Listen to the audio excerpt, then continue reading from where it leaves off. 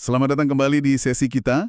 Kali ini kita akan coba bedah satu konsep menarik nih dari sumber yang Anda bagikan.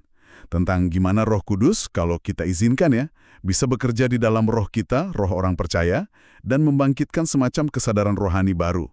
Sumbernya dari tulisan judulnya Ketika Roh Kudus Kita Izinkan Bekerja Dalam Roh Kita. Begitu kan ya? Nah, fokus kita hari ini ingin memahami tanda-tanda kesadaran rohani ini. Seperti yang ya digambarkan di teks itu. Yang ditekankan di sana, ini bukan cuma soal logika atau perasaan semata, tapi lebih ke respons batin kita gitu ya terhadap kehadiran dan kebenaran ilahi. Sumbernya pakai Roma 8 ayat 16 sebagai titik awal. Roh itu bersaksi bersama-sama dengan roh kita bahwa kita adalah anak-anak Allah. Mari kita coba gali lebih dalam soal ini. Iya, betul. Jadi, gagasan utama dari tulisan itu sebetulnya sederhana tapi mendalam. Roh Kudus itu nggak cuma hadir pasif, tapi dia aktif. Dia bekerja sama, berkolaborasi gitu ya, dengan roh kita sebagai manusia. Nah, interaksi inilah yang menurut sumber itu melahirkan pemahaman yang lebih dalam. Pemahaman tentang Tuhan, tentang diri kita sendiri, juga tentang dunia di sekitar kita. Sumber itu menyebutnya level kesadaran ilahi. Menarik sekali ya konsep kolaborasi aktif itu. Nah, sumber ini kan menjabarkan beberapa tanda ya dari kesadaran rohani ini. Mungkin kita bisa lihat beberapa yang paling menonjol. Misalnya nih, yang pertama, soal pujian dan penyembahan yang tulus. Apa sih yang unik dari penekanan sumber ini di poin tersebut? Iya. Jadi, sumber ini melihatnya bukan sekedar, katakanlah, aktivitas ritual keagamaan biasa. Disebutkan di sana bahwa penyembahan yang tulus, itu yang dalam roh dan kebenaran kan, itu sebenarnya adalah buah langsung, buah dari kesadaran kita akan hadirat Allah. Jadi, fokusnya bukan pada ritualnya, tapi lebih ke respon spontan dari roh kita yang udah disentuh oleh Roh Kudus. Oh, jadi semacam luapan alami dari dalam gitu ya, bukan sesuatu yang dipaksakan dari luar. Oke. Lalu, gimana dengan poin kedua, soal pengakuan dosa dan pertobatan? Sumber ini kan juga menyoroti hal itu. Betul sekali. Teks ini mengaitkannya erat. Pertobatan yang sejati itu menurut sumber ini datang dari kesadaran kita akan kekudusan Allah. Jadi bukan cuma rasa bersalah atau ya malu karena kita melanggar aturan gitu. Sumbernya kan mengutip beberapa ayat ya yang menunjukkan bahwa Roh Kudus itu membawa penginsafan, semacam kesadaran mendalam yang kemudian mendorong kita untuk mengaku secara jujur dan ada keinginan otentik untuk berubah. Akarnya itu di pemahaman baru tentang sifat Allah yang kudus itu. Wah, jadi fokusnya bergeser ya. Bukan lagi saya gagal, tapi lebih ke, wow, Allah itu kudus. Itu pergeseran yang signifikan sih. Kemudian ada juga dibahas soal rasa syukur dalam segala hal. Ini kan sering kita dengar ya nasihat ini. Tapi gimana sumber ini menjelaskannya dalam konteks kesadaran rohani ini? Nah, ini juga menarik.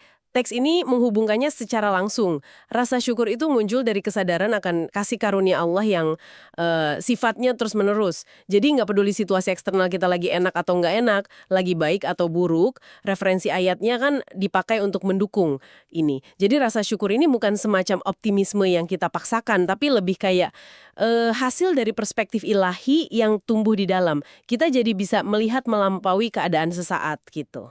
Perspektif yang melampaui situasi ya. Itu membawa kita ke tanda lain yang juga dibahas, yaitu hikmat ilahi dalam keputusan hidup.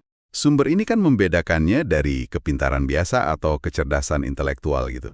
Apa intinya di sini? Ya, sumber ini dengan mengacu pada beberapa ayat lagi, memposisikan hikmat ilahi ini sebagai kemampuan khusus, kemampuan untuk membedakan jalan yang benar yang asalnya dari Tuhan. Jadi bukan sekedar hasil analisis logis kita atau pengalaman kita saja. Teks ini seolah menyiratkan bahwa hikmat semacam ini lahir dari hubungan yang katakanlah selaras dengan kehendak Allah. Dan itu dipandu oleh Roh Kudus. Jadi ya, melampaui kapasitas intelektual manusiawi kita semata.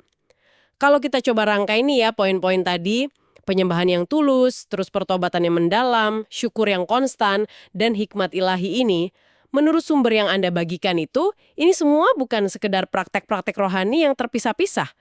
Teks ini menggambarkannya lebih sebagai buah atau manifestasi dari satu transformasi internal yang utuh, yaitu kepekaan roh kita yang diasah, yang dibentuk oleh Roh Kudus.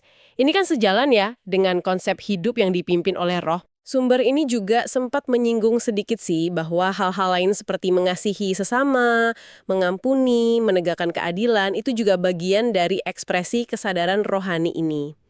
Jadi intinya, perspektif tulisan ini tuh melihat kesadaran rohani sebagai sebuah respons yang hidup, yang dinamis terhadap hadirat dan kebenaran Allah.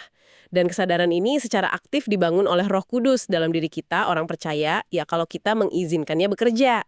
Oke, jadi kalau saya coba simpulkan ya, dari penelusuran kita terhadap sumber ini, intinya, kalau kita mengizinkan Roh Kudus bekerja di dalam roh kita, itu bisa menumbuhkan kesadaran rohani yang peka.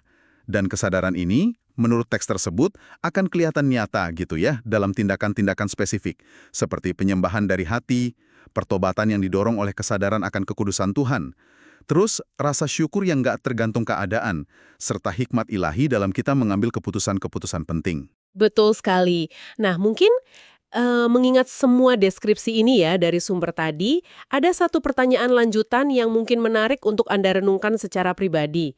Jadi berdasarkan gambaran dalam teks ini tentang kesadaran rohani yang dibentuk Roh Kudus itu, kira-kira bagaimana ya Anda bisa mulai membedakan antara kepekaan rohani yang otentik yang seperti digambarkan tadi dengan respon-respons yang mungkin sifatnya lebih murni emosional atau psikologis saja dalam pengalaman Anda sehari-hari, ya? Mungkin itu bisa jadi bahan refleksi pribadi yang menarik.